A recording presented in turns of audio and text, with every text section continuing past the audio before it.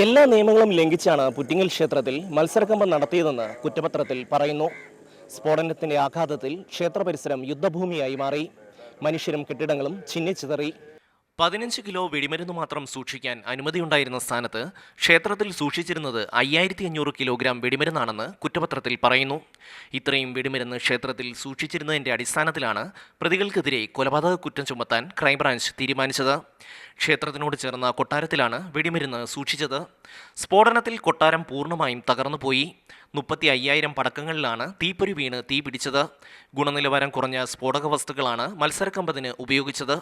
ഇത് കാരണം 50 അടി ഉയരത്തിൽ പോയി പൊട്ടേണ്ട പടക്കങ്ങൾ 5-10 അടി ഉയരത്തിൽ എത്തുമ്പോൾ തന്നെ പൊട്ടിച്ചിതറി. സാമ്പിൾ വെടിക്കെട്ട് നടത്തരുതെന്ന് പറഞ്ഞിട്ടും അത് നടത്തി. ഏപ്രിൽ 6-നാണ് സാമ്പിൾ വെടിക്കെട്ട് നടത്തിയത്. മത്സരക്കമ്പത്തിന്റെ കരാറുകാർക്ക് അഡ്വാൻസ് നൽകുന്നതിന്റെ ഭാഗമാണ് സാമ്പിൾ വെടിക്കെട്ട്. യാതൊരു സുരക്ഷാ മുൻകരുതലും എടുക്കാതെ ലാഘവത്തോടെയാണ് ഇത്രയും വലിയ കമ്പം കത്തിച്ചതെന്ന് കുറ്റപത്രം പറയുന്നു. ഷമ്മി പ്രഭാകർ, മാതൃഭൂമി ന്യൂസ്, കൊല്ലം.